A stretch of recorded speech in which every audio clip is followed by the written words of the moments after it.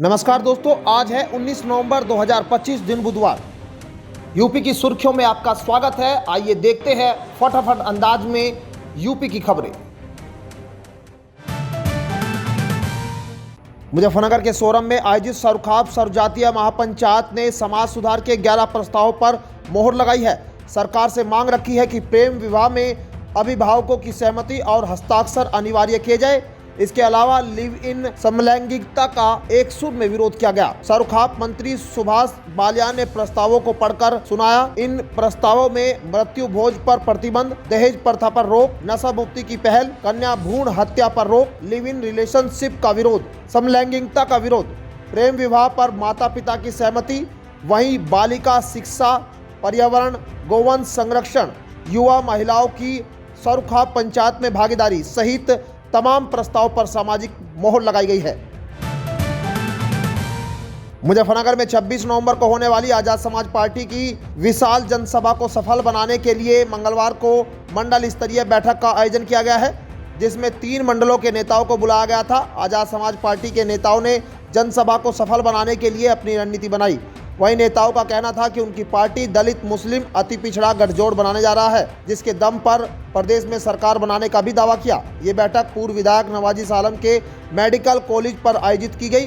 बता दें, आजाद समाज पार्टी मुजफ्फरनगर की जनसभा के जरिए विधानसभा चुनाव के लिए बिगुल फूंकने जा रही है। उत्तर प्रदेश में परिषदीय स्कूलों के छात्रों के अभिभावकों को डीबीटी के जरिए दी जाने वाली राशि भेजने में कई जिलों की कार्य गति बेहद धीमी है। लखनऊ सहित 10 जिलों में 10 से 11% भुगतान अब भी लंबित है, जिससे सर्दी शुरू होने के बावजूद कई बच्चे बिना स्वेटर स्कूल जा रहे हैं। प्रदेश के 1.41 करोड़ नामांकित छात्रों में से 1.23 करोड़ को राशि भेजी जा चुकी है, जबकि लाखों मामले आधार लिंक न होने की त्रुटियों और जिला स्तर पर लंबित कार्यवाही के कारण अटके हैं। शीर्ष प्रदर्शन करने वाले जिलों में वाराणसी, बरेली और कौशाम्बी शामिल है, जबकि लखनऊ और हाथरस सबसे धीमे जिलों में है। योगी सरकार दुधवा नेशनल पार्क को पर्यटन हब बनाने के लिए बड़ी योजना पर काम कर रही है। इको टूरिज्म को बढ़ावा देने के लिए 226 करोड़ रुपए से लखनऊ दुधवा मार्ग सहित कई सड़कों का चौड़ीकरण और निर्माण प्रस्तावित है। साथ ही हिंडन से पलिया तक विमान सेवा शुरू करने के लिए टेंडर जल्द जारी होगा। दुधवा तक एसी बस सेवा पूरे पर्यटन सत्र में जारी रखने और नई बस रूट शुरू करने की तैयारी भी है। सड़क, रेल और हवाई कनेक्टिविटी मजबूत होने से न सिर्फ पर्यटकों की संख्या बढ़ेगी, बल्कि आसपास के ग्रामीण क्षेत्रों की अर्थव्यवस्था को भी बड़ा फायदा होगा। रायबरेली में मुफ्त राशन योजना का बड़ा दुरुपयोग सामने आया है। IMPDA जांच में पता चला है कि जिले में करीब 29,000 अपात्र लोग हर महीने गरीबों का राशन हड़प रहे थे। इनमें महंगी कारों व व्यावसायिक वाहनों के मालिक, आयकरदाता, GST रिटर्न भरने वाले और उच्च आय वर्ग के लोग शामिल हैं। ये सभी हर महीने लगभग 4500 क्विंटल मुफ्त राशन ले रहे थे। शासन से मिली सूचना के बाद पात्रता सत्यापन शुरू हो गया है और कई राशन कार्ड निरस्त भी किए जा चुके हैं। प्रशासन ने साफ चेतावनी दी है कि अपात्रों के खिलाफ सख्त कार्रवाई जारी रहेगी। उत्तर प्रदेश वक्फ बोर्ड के रिकॉर्ड में दर्ज करीब 70,000 वक्फ के मुतलवियों का कोई पता नहीं। वर्ष 1977 से 1988 के बीच हुए सर्वे के आधार पर गजट में औकाफ दर्ज किए गए थे, लेकिन पिछले 37 साल से इन मुतवल्लियों का बोर्ड से कोई संपर्क नहीं हुआ।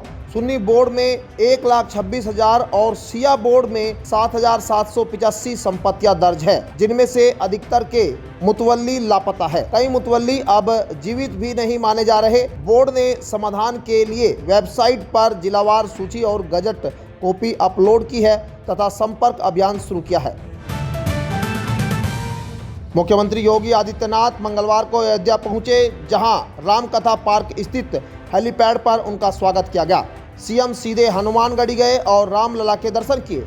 इसके बाद वे राम मंदिर परिसर स्थित यात्री सुविधा केंद्र में अधिकारियों के साथ बैठकर प्रधानमंत्री मोदी के ध्वजारोहण समारोह की तैयारियों की समीक्षा कर रहे हैं।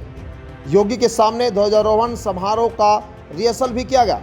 सीएम साकेत महाविद्यालय, राम जन्मभूमि परिसर, कार्यक्रम स्थल और महर्षि वाल्मीकि एयरपोर्ट का स्थलीय निरीक्षण करेंगे। शाम 5 बजे वे अयोध्या से लखनऊ के लिए निकल गए। गोरखपुर में आयोजित जनता दरबार में मुख्यमंत्री योगी आदित्यनाथ पुलिस से संबंधित शिकायतों पर अफसरों पर सख्त दिखाई दिए। उन्होंने कहा कि थानों में ढिलाई और लंबित मामलों को कतई बर्दाश्त नहीं किया जाएगा। सीएम ने चेतावनी देते हुए कहा कि काम लटकाने वाले अधिकारी कार्रवाई भुगतने, कई लोग पुलिस सुनवाई में देरी, मुकदमों की प्रगति न होने पर उत्पीड़न की शिकायतें लेकर पहुंचे थे। योगी ने तत्काल समाधान और समयबद्ध निस्तारण के निर्देश देते हुए कहा कि पीड़ितों को राहत मिलनी ही चाहिए। सीएम के सख्त रुख से जनता में उम्मीद जगी है कि शिकायतों का निपटारा अब तेजी से होगा।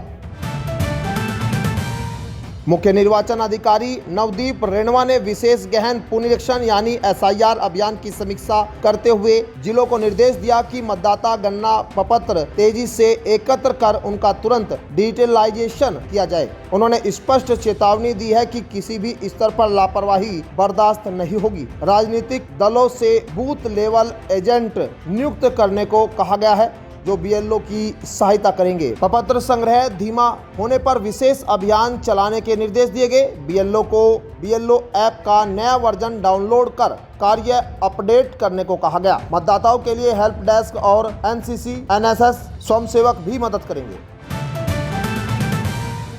गोरखपुर में मुख्यमंत्री योगी आदित्यनाथ ने अपना एसआईआर फॉर्म भरते हुए सभी नागरिकों से इसे अनिवार्य रूप से भरने की अपील की। सीएम योगी बूथ संख्या 223 के मतदाता है और बीएलओ ने गोरखपुर मंदिर पहुंचकर उन्हें फॉर्म उपलब्ध कराया। सीएम ने कहा कि सत्यापित मतदाता ही लोकतंत्र की असली ताकत है। निर्वाचन आयोग 4 नवंबर से 4 दिसंबर तक मतदाता सूची का विशेष पुनरीक्षण कर रहा है। अधिकारियों ने चेताया है कि जो लोग एसआईआर फॉर्म जमा नहीं करेंगे उनके नाम वोटर लिस्ट से हट सकते हैं। पूरे प्रदेश में बीएलओ घर घर जाकर फॉर्म वितरित कर रहे हैं। उत्तर प्रदेश परिवहन विभाग अब कॉमर्शियल वाहनों से एकमुश्त टैक्स वसूलने की नई व्यवस्था लागू करने जा रहा है। विभाग का मानना है कि तिमाही या वार्षिक टैक्स न जमा करने से 3000 करोड़ रुपए से ज़्यादा बकाया हो गया है। नए नियम के तहत 7.5 टन के नए कॉमर्शियल वाहनों से प्राइवेट वाहनों की तरह वन टाइम टैक्स लिया जाएगा, जबकि पुराने वाहनों को फिटनेस के समय पूरा बकाया टैक्स भरना होगा। प्राइवेट वाहनों का कॉमर्शियल उपयोग रोकने के लिए ऐसे वाहनों की सूची तैयार की जा रही है और 1700 से ज़्यादा अवैध गाड़ियां पकड़ी जा चुकी है। नई व्यवस्था से सरकार के राजस्व में बड़ी बढ़ोतरी की उम्मीद है। प्रधानमंत्री नरेंद्र मोदी बुधवार को कोयम्बटूर से पीएम किसान सम्मान निधि की 21वीं किस्त जारी करेंगे। यूपी के 2.15 करोड़ किसानों के खाते में डीबीटी के माध्यम से 4314.26 करोड़ रुपए भेजे जाएंगे। इससे पहले प्रदेश के किसानों को 20 किस्तें उपलब्ध कराई जा चुकी है। योजना के तहत पात्र किसान परिवार को साल में 6000 रुपये 3 किस्तों में मिलते हैं। उनका अपना नाम और भुगतान तिथि pmkisan.gov.in पर चेक कर सकते हैं। समस्या होने पर हेल्पलाइन नंबर पर भी संपर्क किया जा सकता है। गोरखपुर में 72 करोड़ 78 लाख की लागत से बनी G+6 मंजिला अत्याधुनिक क्षेत्रीय विधि विज्ञान प्रयोगशाला का सीएम योगी आदित्यनाथ ने उद्घाटन किया। सीएम ने कहा कि हाईटेक फोरेंसिक सुविधा से अब अपराधियों का बचना मुश्किल होगा, क्योंकि साक्ष्य संकलन और परीक्षण की प्रक्रिया तेज व वैज्ञानिक होगी। उन्होंने बताया कि नए केंद्रीय कानूनों के तहत अब 7 वर्ष से अधिक सजा वाले अपराधों में फोरेंसिक साक्ष्य अनिवार्य है। 2017 में जहां राज्य में केवल 4 लैब थी, अब यह संख्या बढ़कर 12 हो गई है। गोरखपुर की अपग्रेड लैब में 60 तरह की जांच संभव होगी, जिससे समय पर न्याय सुनिश्चित होगा। लखनऊ में अवैध रूप से रह रहे बांग्लादेशी और रोहिंग्या लोगों की पहचान के लिए नगर निगम ने विशेष अभियान शुरू किया है। महापौर सुषमा खरकवाल स्वयं विभिन्न क्षेत्रों में जाकर सत्यापन कर रही है। उन्होंने गोमती नगर स्थित पीसीटीएस केंद्र का औचक निरीक्षण कर सफाई कर्मचारियों के दस्तावेजों की जांच कराई। महापौर ने निर्देश दिया कि बिना पहचान पत्र और पूरे दस्तावेजों के किसी भी कर्मचारी की नियुक्ति न की जाए। उन्होंने अधिकारियों को नियमित पुनः सत्यापन और सख्त निगरानी के आदेश दिए। महापौर ने स्पष्ट किया है कि शहर की सुरक्षा व स्वच्छता व्यवस्था को देखते हुए किसी भी प्रकार की लापरवाही बर्दाश्त नहीं की जाएगी। उत्तर प्रदेश में ठंड बढ़ गई है और कई जिलों में कोहरे का असर दिख रहा है। नजीबाबाद में 12.2 डिग्री सेल्सियस न्यूनतम तापमान दर्ज किया गया है, जबकि मेरठ और मुजफ्फरनगर का अधिकतम तापमान करीब 22 डिग्री सेल्सियस रहा। मौसम विभाग के अनुसार 19 नवंबर की देर रात और सुबह कुशीनगर, महाराजगंज, सिद्धार्थनगर, बलरामपुर, श्रावस्ती सहित कई जिलों में घना से बहुत घना कोहरा छाने की संभावना है। इसके अलावा देवरिया, गोरखपुर, लखीमपुर खीरी, शामली, मेरठ, मुजफ्फरनगर और बागपत में भी घने कोहरे का अलर्ट है। 20 से 24 नवंबर तक मौसम साफ रहेगा और कोहरे की कोई चेतावनी नहीं है। तो ये थी आज की 15 फटाफट खबरें।